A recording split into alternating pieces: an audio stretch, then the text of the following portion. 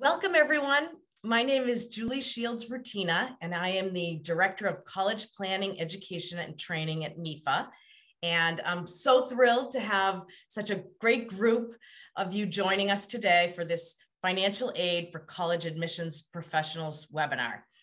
This webinar is part of the MEFA Institute, which is MEFA's training and education for professionals. So I encourage you to come back often. You can find all of the lessons and trainings and webinars at mefa.org/MEFA Institute. So we're thrilled to have you with us and happy to have you join us anytime. So let me just go through a few logistics. You can see from the screen that you can ask questions either through chat or question and answer. The preferable way would be through the question and answer button, and I can keep track of everything there and involve our panelists when needed. We won't use the raise hand feature because I think there'll be too much going on here, but certainly we want it to be interactive. So certainly do ask your questions in the Q&A and or the chat if you have to. You can control the volume. If you would like closed captioning, you can hit the live transcript button and you will be able to see the words on the screen. So that's important. And then finally, we are going to record this webinar and we will send it to you tomorrow so that you can watch it again or share it with colleagues. So you will have the recording and the slides at a future date. So with that, I am going to move us right along and get started with this presentation. But I am just very happy to have our panelists with us today. We have Ebony Marsala from Boston College, Daniel Barkowitz from Valencia College, and Carla Mincello from Framingham State University.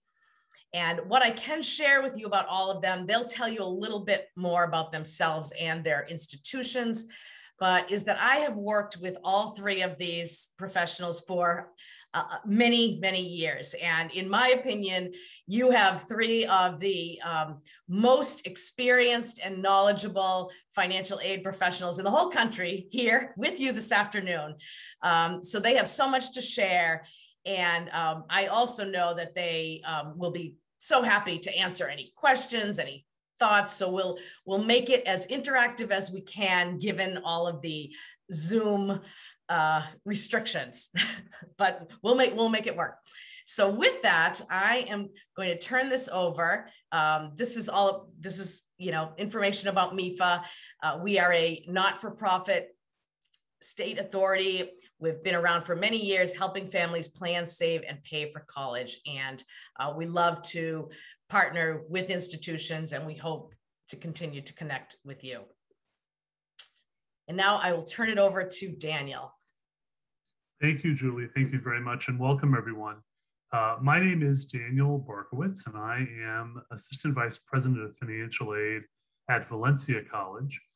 My pronouns are he, him, and his. I've been at Valencia for about 4 years. And let me tell you a little bit about Valencia. But before I do, let me also say that I am, by training and by practice, a Massachusettsite at heart. So I know many of you are from Massachusetts. For many years, I worked in colleges in the Massachusetts area and have been in Florida for about 6 years. So I am a transplant from Massachusetts and actually a former MEFA employee going way, way back. So I spent some time working at MEFA as well. So Valencia College, we are a state college in Florida. State colleges in Florida have a slightly different connotation than they do, I know, in some other states. In Florida, what that means is we're primarily a community college, but we also offer some 4-year degrees. So students can graduate with their associate's degree and continue on with us. We're a relatively large college. So when you come to visit Disney World or Universal and you're traveling down I-4 and you see the sign that says Valencia College, that's us. We have 7 or 8, depending upon how you count them, campuses. Our annual enrollment's about 70,000 students. So we're a very big institution in the Central Florida area. The reason I wanted to give you that background to start is because as we talk about financial aid, the first item we really want to talk about on our agenda is that context does matter. So as a low-cost institution, and we are a low-cost institution, a credit hour at Valencia costs slightly over $100 per credit hour. So a student in state can attend for less than $3,000 a year in tuition and fees. That's important. We don't have a high cost, which means, by the way, we don't have a lot of institutional funds that are necessarily available for our students. So as you represent your school in your work, important that you understand the context of your setting. Are you an open access institution? In my career, I also was director of financial aid at MIT. While financial aid is financial aid is financial aid, the conversations I had with families at MIT were very different than the conversations I'm having with families at Valencia. So, really important to understand that context as we go through. So today I'm going to cover the second item on the agenda, types and sources of financial aid. I'll turn it over to Ebony to talk about the application process. Carla will come in and talk a little bit about how financial aid decisions are made, and I'll come back and talk about the paying for college. And that will be our 3-hour agenda for the next 3 hours that we're together. I'm only half kidding because it's a very packed agenda for the next hour. So we know you'll have lots of questions. We'll hang around and answer them for you as we move forward. So I think we're ready to move to the next slide. Thanks, Julie. So let's start with those types and sources of funding. Whoops, we can go back, there we go.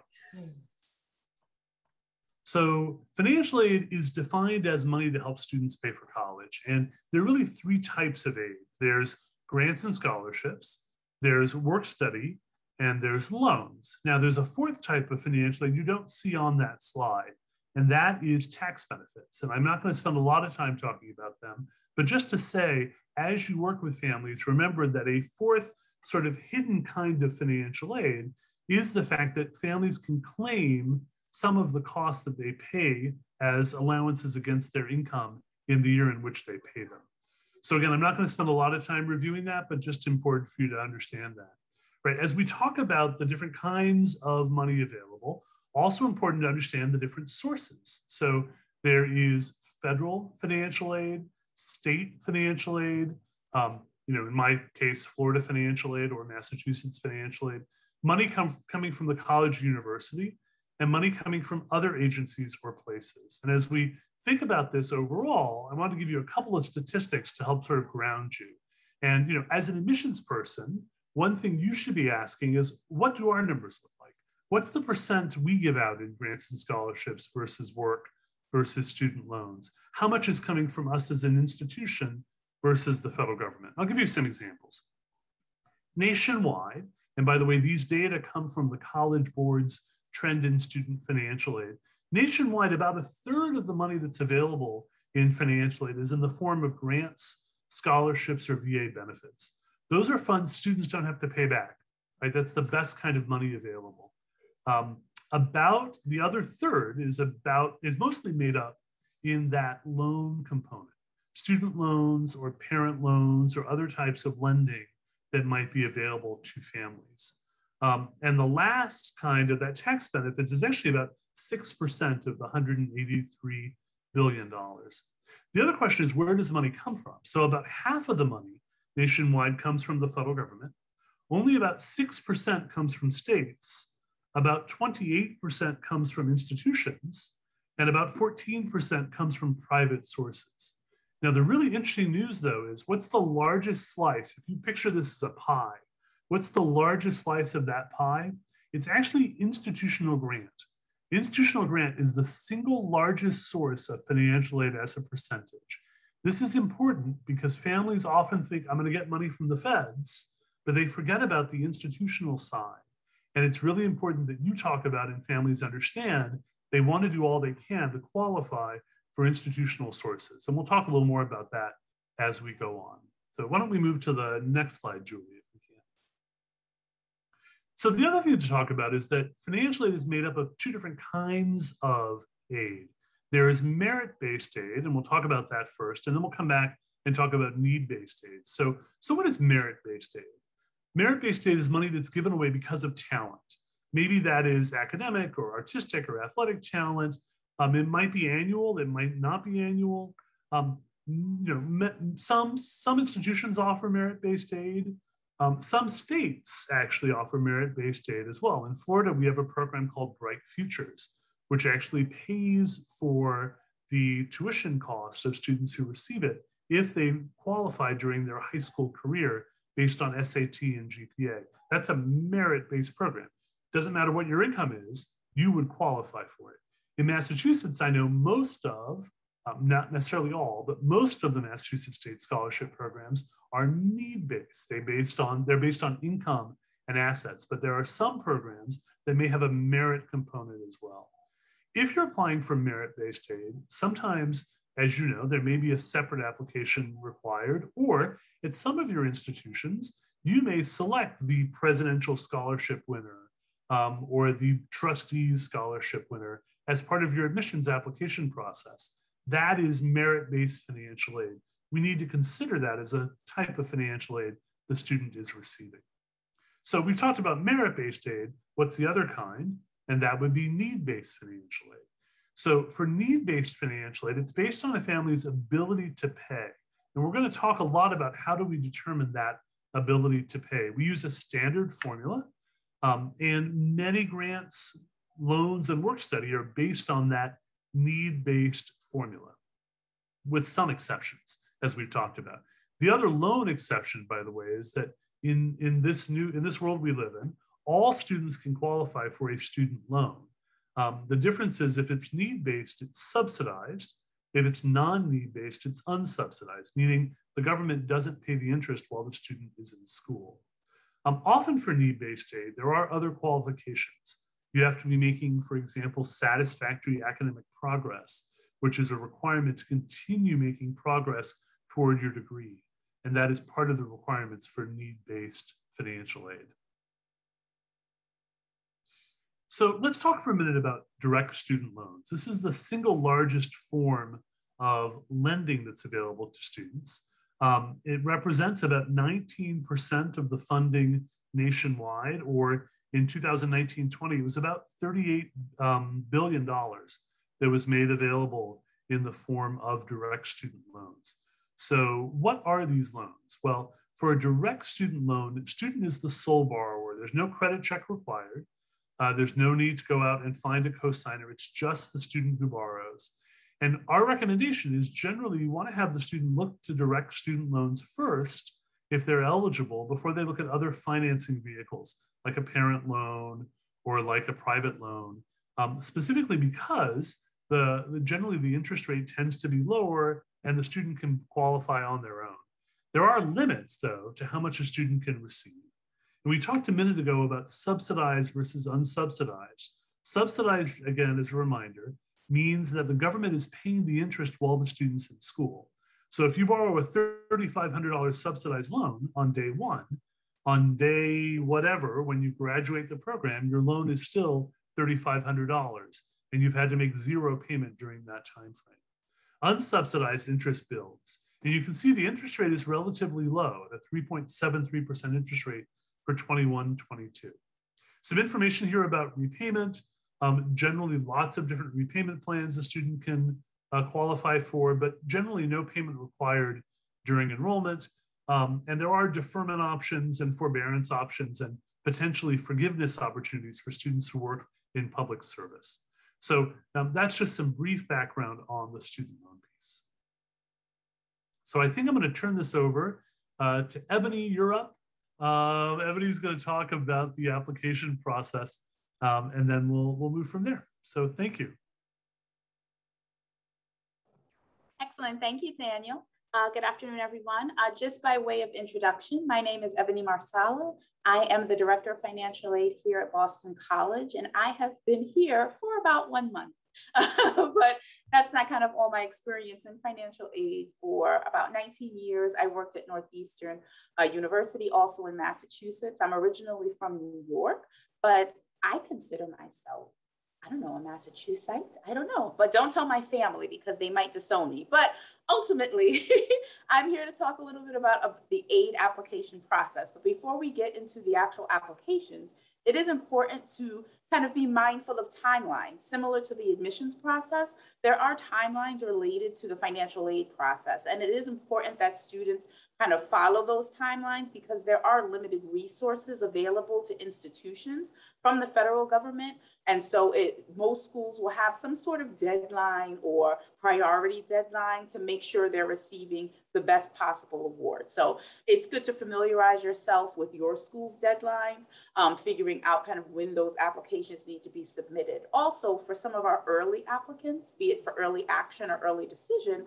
they have to kind of fill out their forms earlier than maybe other students. So in that October, November timeframe.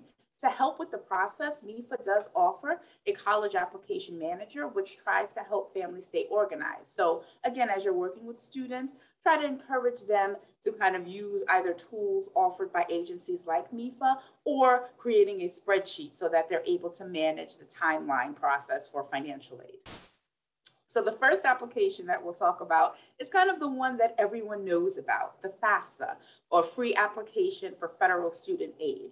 I'll highlight the first part of its name. The FAFSA application is free.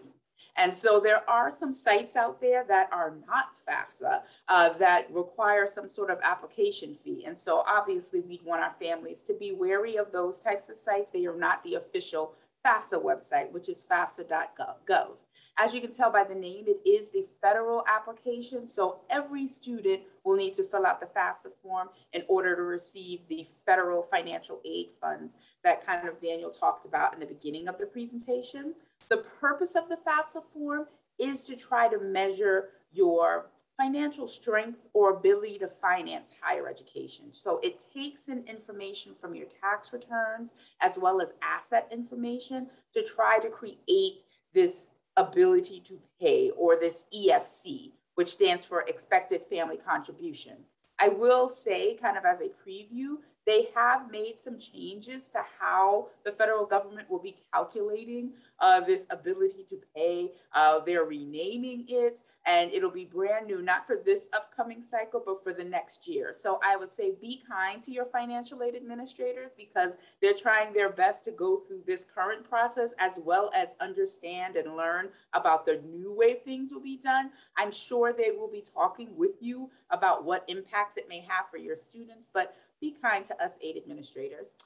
Students and parents, the families will need to create what's known as an FSA ID. This FSA ID really stays with them for the kind of next 4 years or 2 years or the length of their program. It acts as a kind of an ID for them to electronically sign the FAFSA application, but it also is used, students can use it to sign for loan documents, to sign promissory notes for their loan. So it is important that as they're creating this ID, they hold on and remember this ID because it's not a one-time thing where they should be putting kind of incorrect information or emails that they're not able to access, because they'll need this kind of for the length of their time using these federal applications. To help with the overall process of completing the FAFSA form, the federal government allowed families to access their IRS information to make it that much easier to get those figures on the FAFSA form. And that's known as the IRS data retrieval tool. It is available to families to kind of link that tax information. There are some cases where families are not able to use it, primarily for families that are filing separately, or they're married and one of them filed as head of household. It's also not available for foreign or Puerto Rico tax return filers. And also on the FAFSA, it does ask for parental marital status. And if you indicate unmarried and living together, they're also not able to use the IRS data retrieval. But by and large, most families are able to use this tool. And as I said, it makes the process that much easier for them. The FAFSA is an electronic form, and so the information that is provided will be stored electronically, but also transmitted to institutions electronically. So students will need to indicate the school code, and then that information is shared to the institutions listed on that FAFSA form. On September 23rd, there will be a live webinar offered from MEFA, Understanding the FAFSA. And so again, another resource to help understand this application. And the FAFSA does need to be completed each year. So what is on the FAFSA? As I alluded to before, it does kind of start off with some general information, asking name, address, kind of what type of degree are you pursuing? Have you graduated high school? Just kind of normal things. It'll also ask some questions to help gauge eligibility for federal funds. So it will ask for the student citizenship status, and we'll talk a little bit more in depth about this in later slides. So I'm not going to go too heavily into that, but for the parents, if they are non-citizens, they are able to complete the FAFSA form by putting in zeros for the Social Security number. They will not be able to secure an FSA ID, so we'll have to sign that application. The students will again indicate which colleges will receive the information. For some students, so as a part of the application, it does ask some questions to evaluate a student's dependency. And the dependency basically means whether or not they have to provide parental financial information. For those that have to provide parental information, it's looking for the information from your biological or adoptive parents. Legal guardians are not parents. And as you work with students, there may be other students with unique family situations. Perhaps they are not with their biological or adoptive parents. They're with aunts, uncles, grandparents. I would say definitely if you're working with a student in that situation, have them reach out to the financial aid office so that way we can ensure that the appropriate information is contained on the FAFSA form.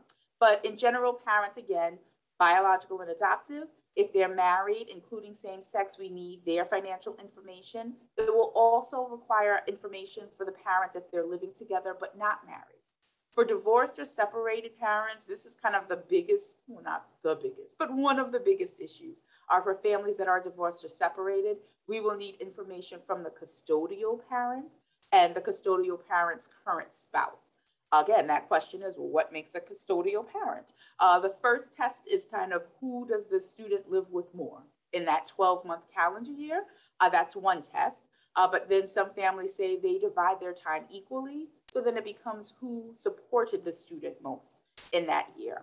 And if neither of those tests allow you to say conclusively which parent is which, the family needs to pick a custodial parent and kind of keep that consistently through the applications. But those are kind of two tests to kind of define who is the custodial parent. So we have your student information, you have parent information, and then also we'll need information about the household and the number in college. So that kind of gets things started with the FAFSA form. So next slide. For the FAFSA information in general, it's looking, like I said, at financial information. So for the 22-23 year, the FAFSA will be using 2020 tax year information. A few years ago, FAFSA changed to kind of make it easier. They found that it was really a barrier for some of our students having to provide just the prior year's tax information. So now the FAFSA looks at prior or 2 years ago. So it's looking at the 2020 tax year information for the financials, and then it's also asking about asset and family information as of the day the FAFSA is submitted. For those families that have experienced changes in their financial circumstances from 2020, which again is right where kind of the pandemic was happening, to where we are today in 2021, it's important for them to know that most offices, I mean, every financial office has an appeal process. And so I would say you should familiarize yourself with that because, again, as you're interacting with families, most are going to say, oh, everything is so different from 2020. Why am I even putting that on the forms? You have to put that information because it's required, but most schools have some sort of appeal process to kind of look at current or future state and use that as part of the process for evaluating your kind of financial aid award. So please work with your financial aid offices to figure out what your institution's specific appeal process is. Okay, so up next, what is reported on the FAFSA? Tax information, as I said, for 2020. In addition to that, it'll be looking at assets. So it'll be looking for parents and students. It includes things like savings, checking accounts, and investments. It also includes 529 accounts for parents.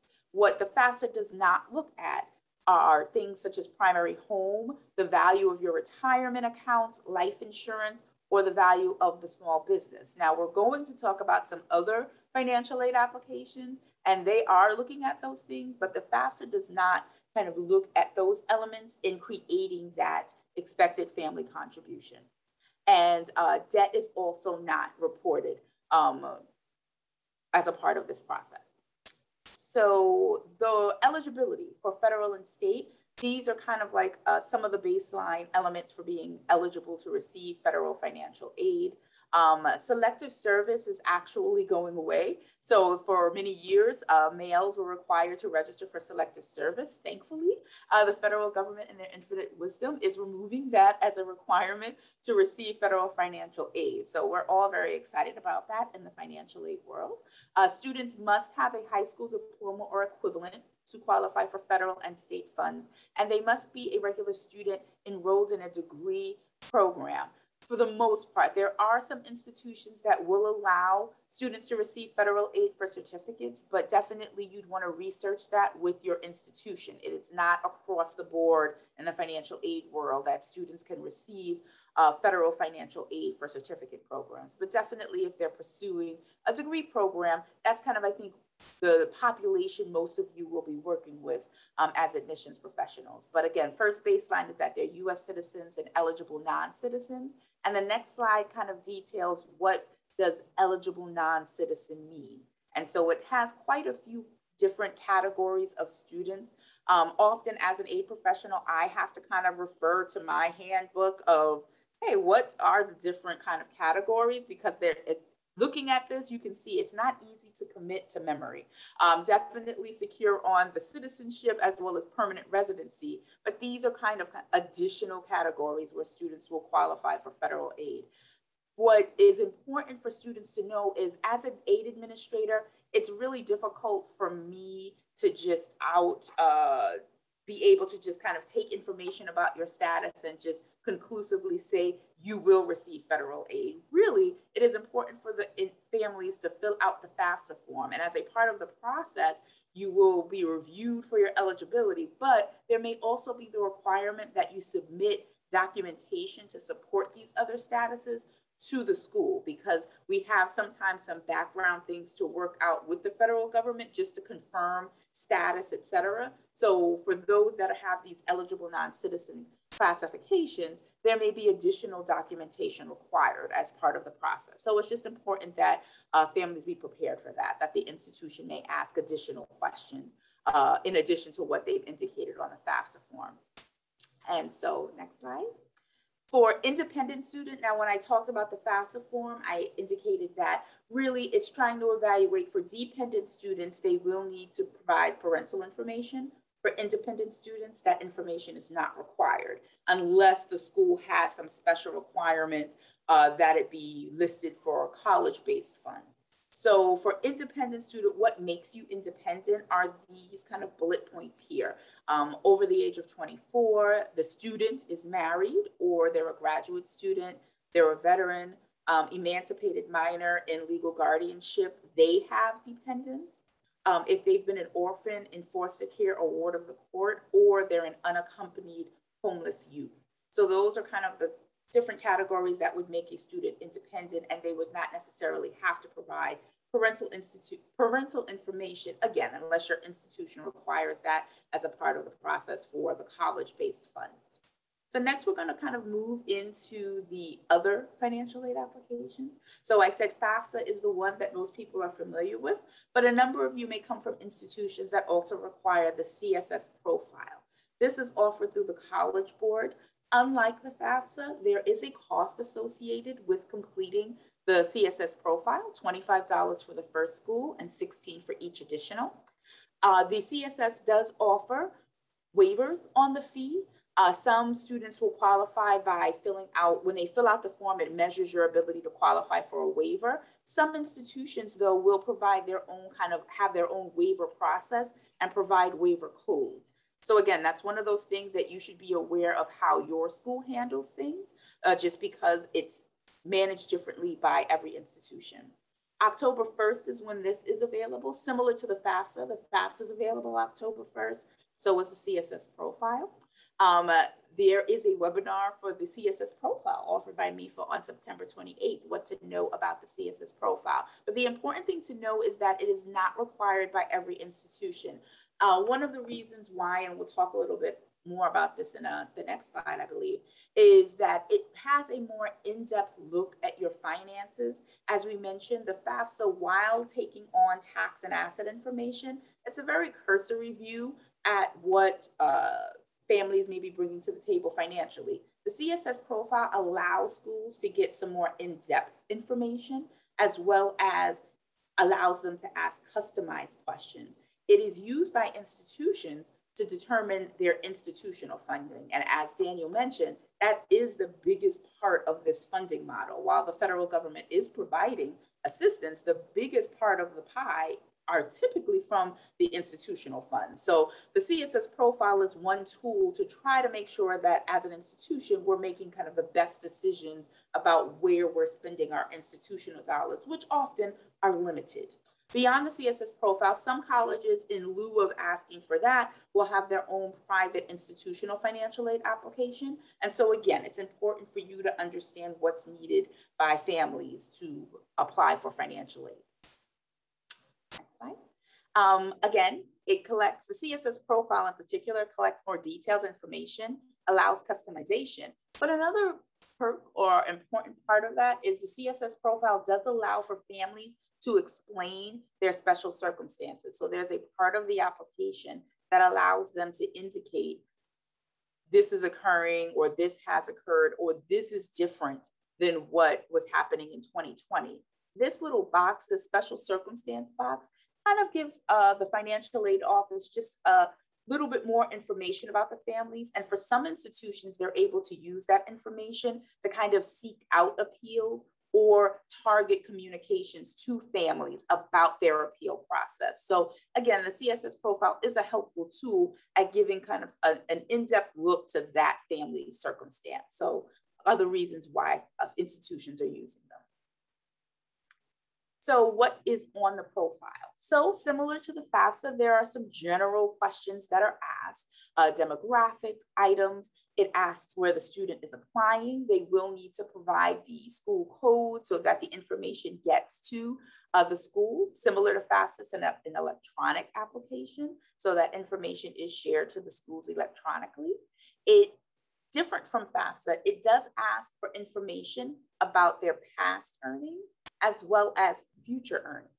And so again, we're trying to get that in-depth look at what is your financial situation. Often we're contacted by families and they'll say that this particular tax year is a one-off, like this thing just happened this year and it's never happened any other time. And so the CSS Profile is trying to get at that, like, you know, what were your earnings and what will be your earnings? And so again, as we're doing this file review process as aid administrators, we're seeing these things. And so it's kind of ticking things off in our mind as we're trying to look at this family. In addition, it'll ask for household and size information and number in college and assets as well. So those are kind of the similarities between Profile and FAFSA.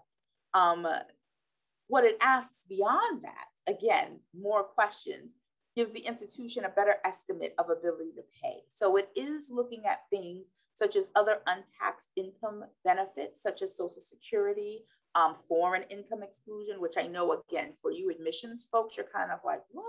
But it's looking at some of these kind of untaxed items, things that you might not see on a tax return. As far as assets, it is looking at their business. CSS Profile has kind of what's known as a business farm supplement, where it asks kind of specific questions.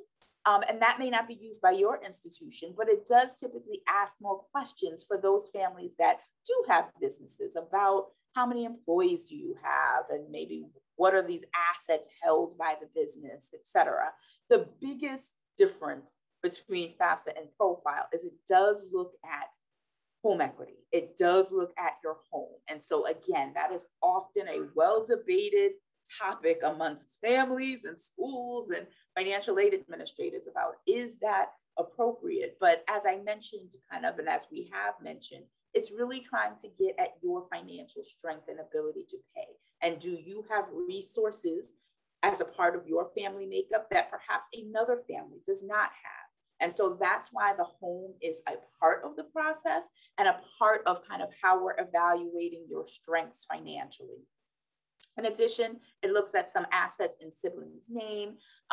It asks about retirement, but most institutions are not using your retirement funding as a part of their aid calculation for institutional purposes, but it does ask about that. As far as expenses, it does allow families to include other expenses, non-discretionary expenses. Discretionary meaning some layer of choice. So it's not going to ask you about your credit card debt or your store card debt, but it will look at things like medical and dental, education loan payments, and private and elementary school tuition. Again, it'll ask kind of other categories of things. We've talked about the special circumstances, but one key element that differentiates profile from FAFSA are these supplemental questions. Institutions are able to pick and choose kind of a la carte some questions that they feel will help better determine their institutional spending. So at BC, we may have a question that another institution may not be asking. And so that's all part of the process. I will say that as families are kind of completing these aid applications, there have been great strides made, even though there are more questions, at trying to not have families answer questions that are not necessary. So there is a great amount of time spent into the skip logic, not only for FAFSA, but for the CSS profile. So while there are thousands of questions to choose from, not every family is being asked every question, depending on how they have provided information in an earlier step. So you should feel, I guess, happy about that, that even though we say there are more questions, not every family has to answer every single question, especially for those higher needs students that maybe don't have a lot of assets or resources. They're not necessarily burdened by a lot of the questions because they would have already been moved down certain tracks based on earlier responses. So that is the positive part about these aid applications. Next slide. So IDOC. IDOC stands for the Institutional Documentation Service, and it is a product offered by the College Board. It helps collect family documents. So it is kind of an online document submission portal for those institutions that participate in it.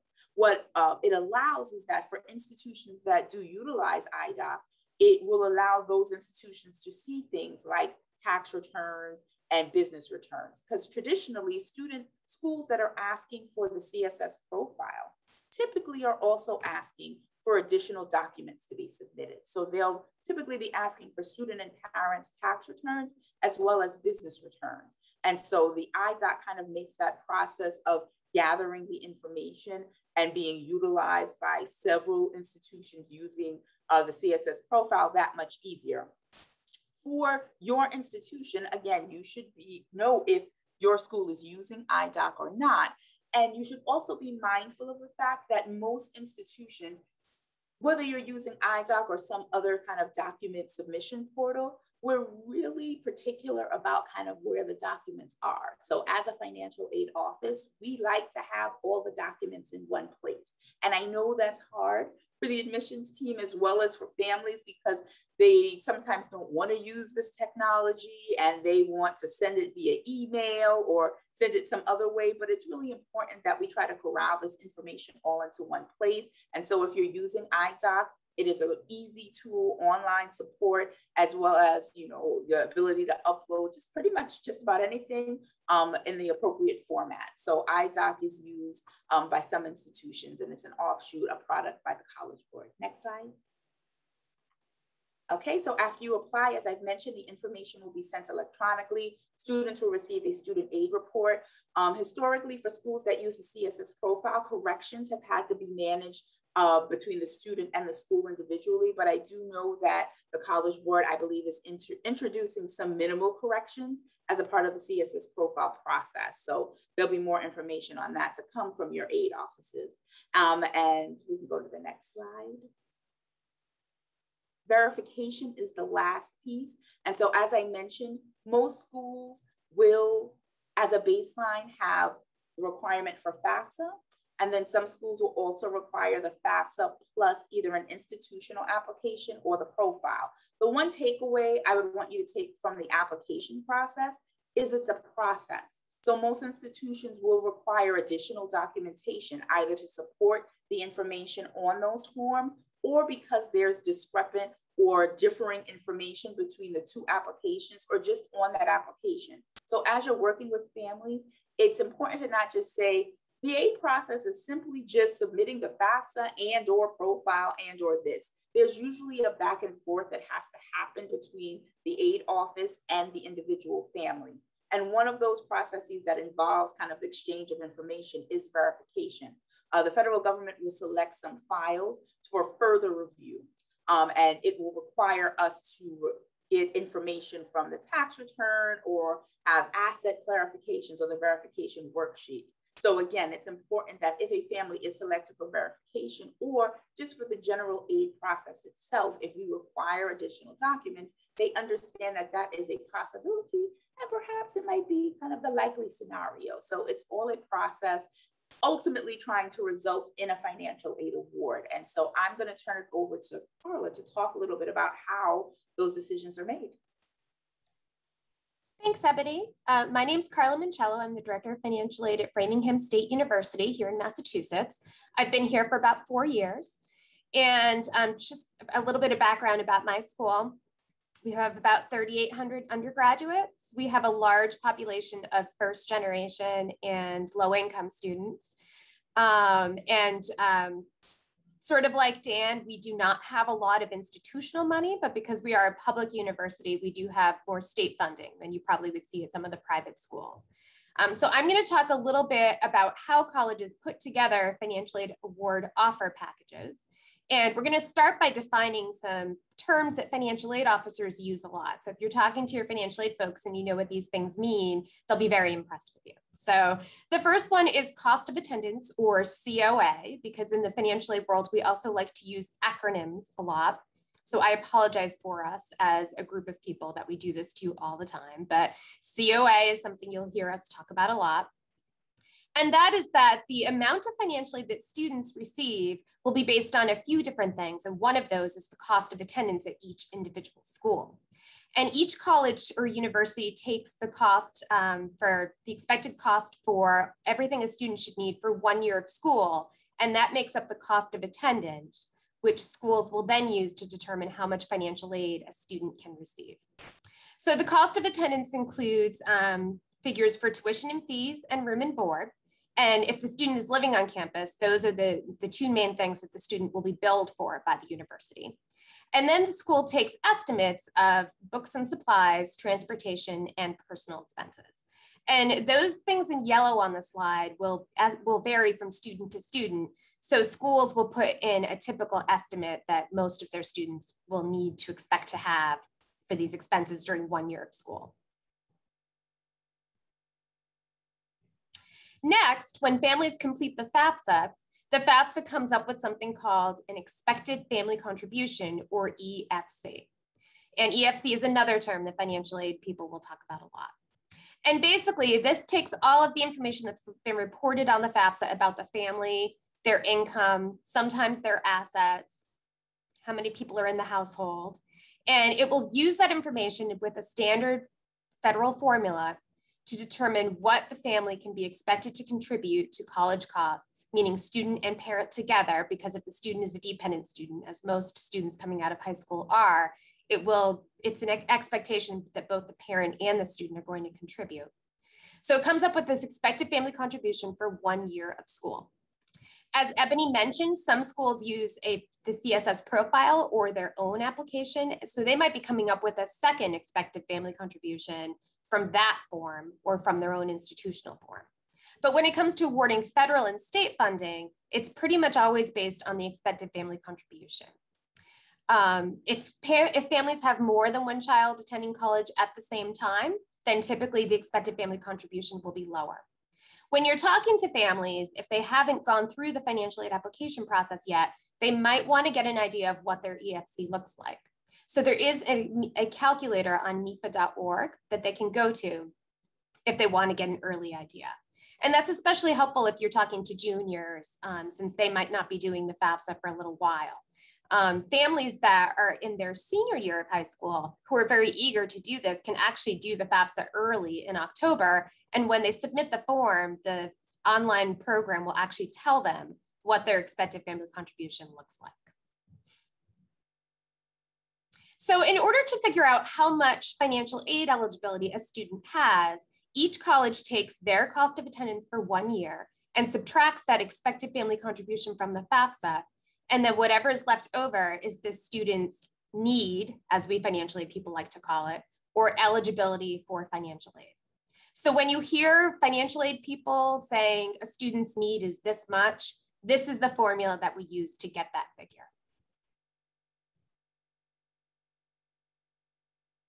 Now, one thing that you may or may not be aware of is that each college is required to have something called a net price calculator on their website. So if you haven't taken a look at your own institution's net price calculator yet, you might want to do that.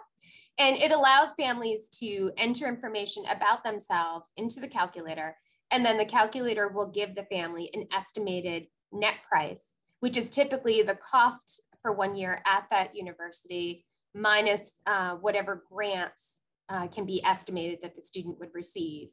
And then some of the calculators also show what loans or work study a student might qualify for. And sometimes they just show the net price with the total cost minus grants. Net price calculators vary quite a bit from school to school. So if you are working with a family that wants to get an early idea of what their financial aid eligibility at your school might be, they can use one of these. But just be aware that some of these are very robust and some of them are very basic. So some net price calculators just give sort of an average prediction of grant that a family might receive. And sometimes they don't contain merit-based aid, since that's sort of a separate process that's awarded through the admissions office. But some calculators are more robust, require families to enter a lot more information, and will give you more detailed estimates. I think net price calculators are a very helpful tool, but if you're working with a family who doesn't like the results of the net price calculator, I would tell them that they should still go through the full admission and financial aid application process before they make any decisions about what schools to attend, because you can't do something like appeal your financial aid award or provide additional information about special circumstances with a net price calculator. But you might very well be able to do that when you go through the full application process at the school.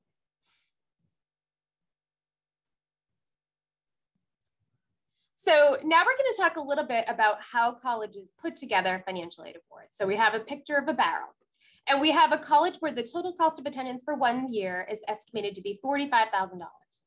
Then we have a family that's done the FAFSA, and their expected family contribution is $5,000. So as a financial aid officer, we take the $5,000 EFC and subtract it from the $45,000 cost. And this family shows $40,000 in need or eligibility for financial aid. Then the college will put together different types of financial aid, which is how we fill up the barrel here, to see if we can meet that $40,000 that the family needs. So we start by giving the student $17,500 in grants and $10,000 in scholarships. And that grant and scholarship aid does not need to be repaid. Then the student receives $5,500 in student loans, and those are most likely federal loans, since that's the standard amount that a student can receive for the first year of school. This college gives the student a $2,000 work study award, and the student can use that work study to earn money as a paycheck based on an on-campus job, but it will not usually be applied directly toward their bill. So most students use work study for spending money or for books or other expenses throughout the year. If you add up all these different types of financial aid, what you will find is that it actually equals $35,000 rather than the $40,000 that the family needed. So that means that there is this $5,000 in unmet need at the top of the barrel. So in this case, if this student wants to attend this particular school, they will not only have to come up with the $5,000 EFC, but they will also have to come up with an additional $5,000 on top of that.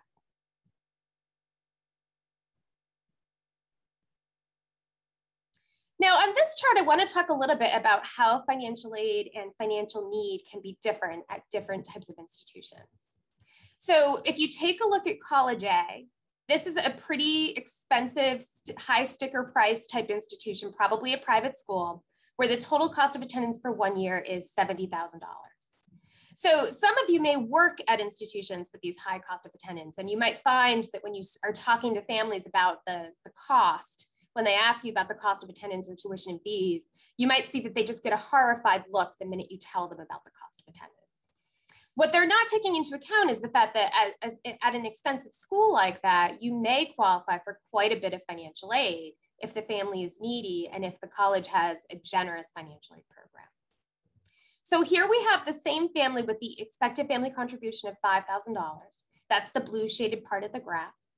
And at College A, this family would have $65,000 of need for financial aid.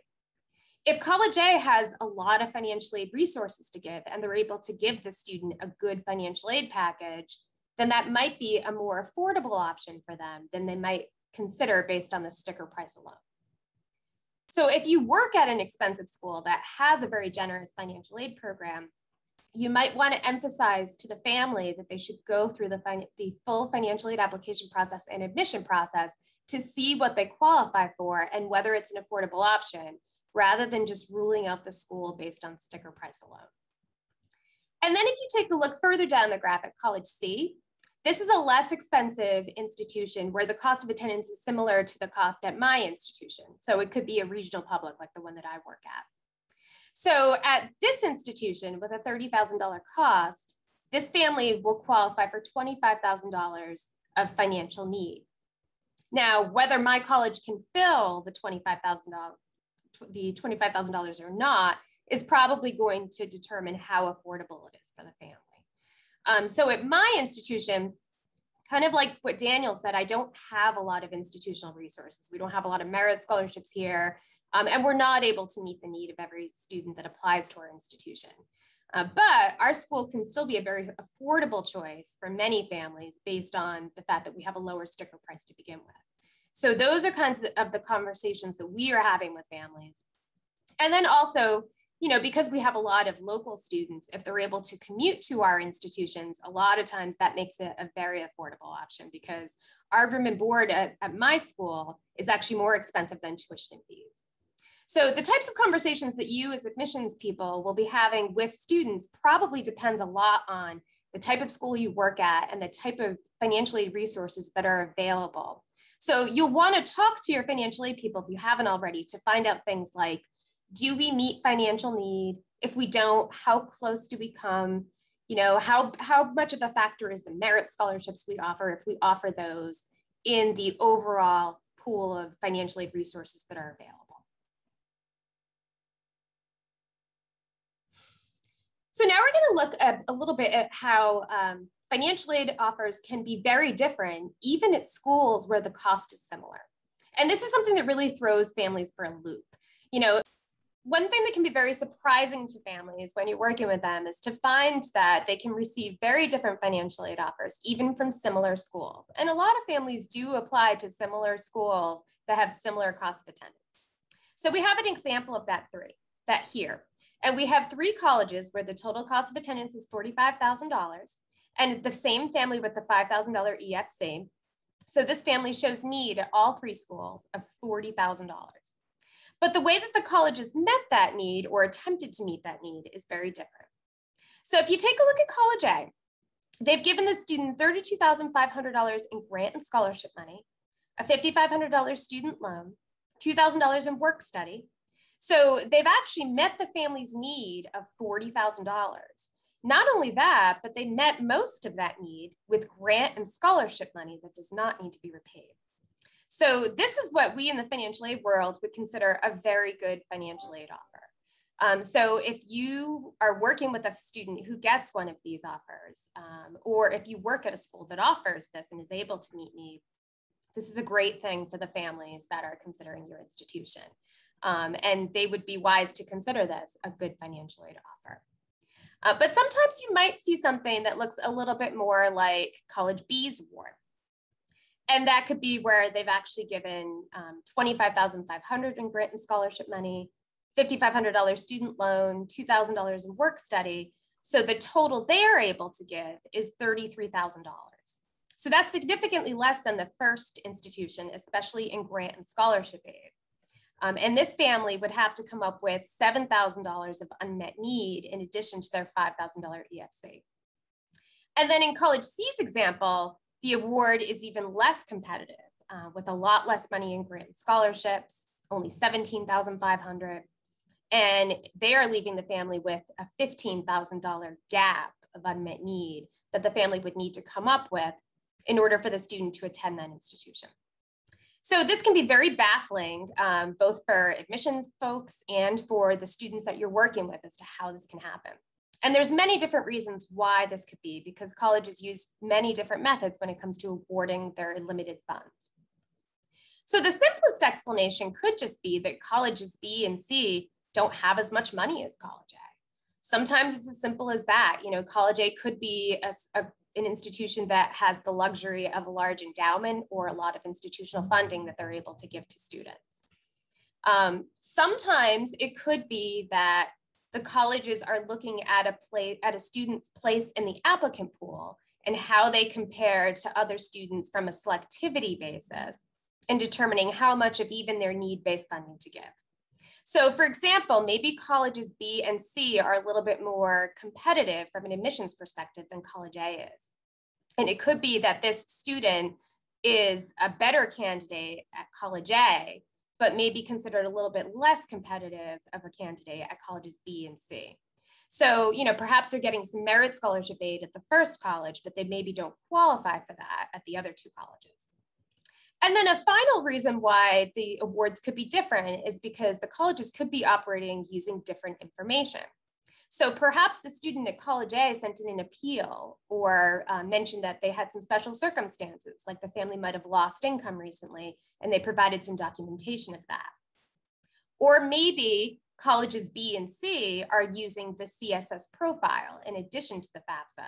So they might not just be using the $5,000 EFC. They might also be looking at some of those additional items that are on the CSS profile, like a family's home equity, for example, or looking at some business resources that a family might have if they own their own business. So there are a lot of different reasons why the financial aid can be different.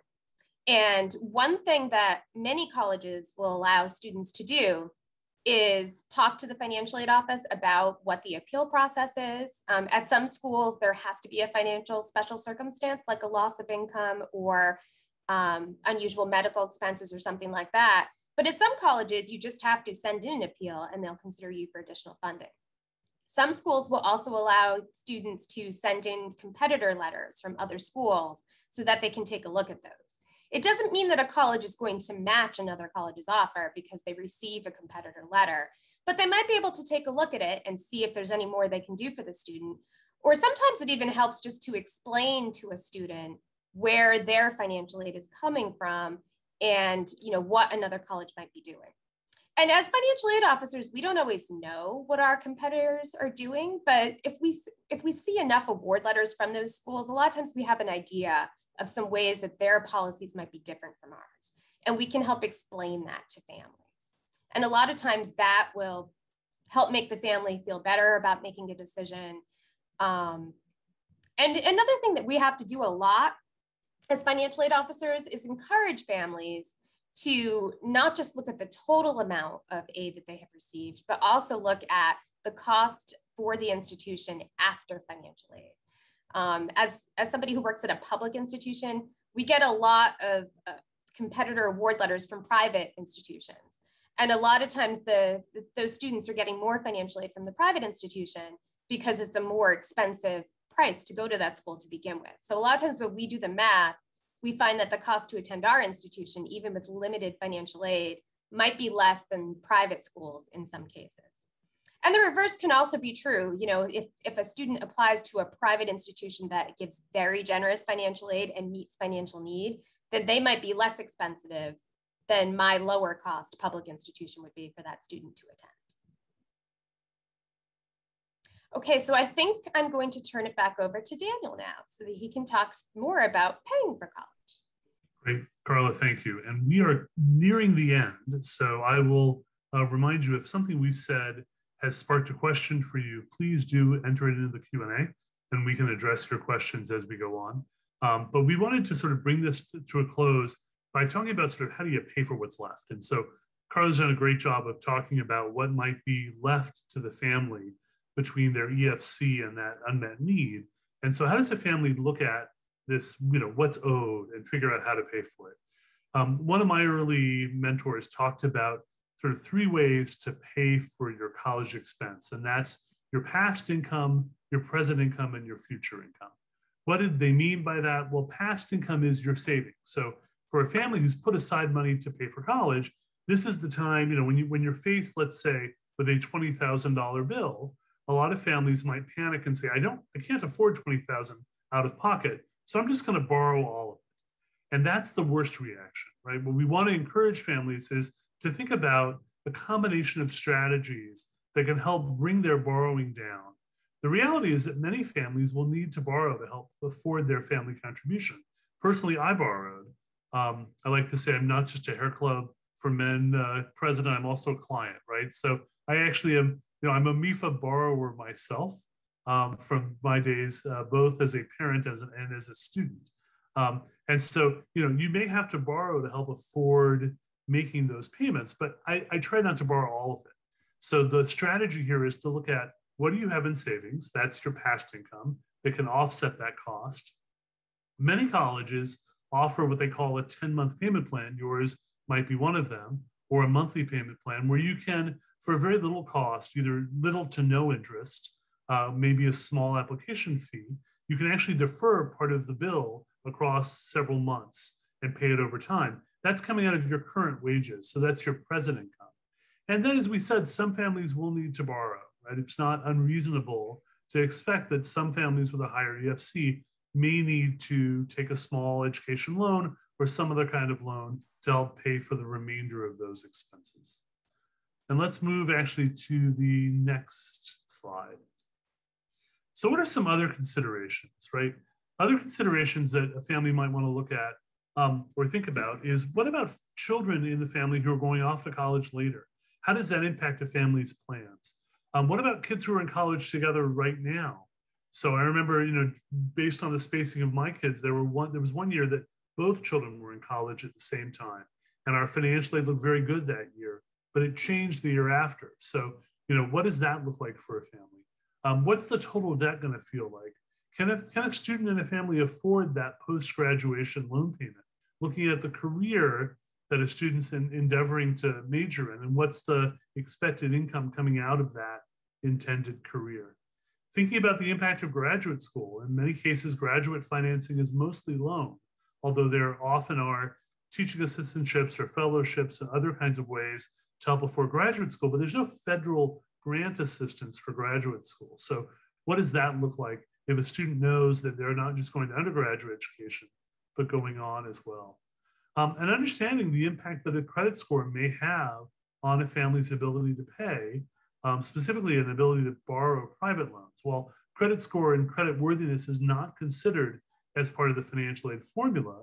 It could be when it comes time for approval for one of those private loans. So on our next slide, just a couple of things that MEFA encourages families to ask. And I'll let you look at these for a second or take a screenshot of these. But some of the questions that I know we encourage families to ask and think about. One of them, by the way, was actually a question I believe that came through on the Q&A, which is, what happens if a student receives an outside scholarship? How does an institution adjust their financial aid package? And that's a question that is going to differ by institution. Most institutions will allow that outside scholarship to first impact, if you think about the barrel that Carla showed you earlier, to first impact that unmet need, to replace the unmet need if there is any. And that might reduce a family's out-of-pocket cost. But once that unmet need is replaced, what happens next?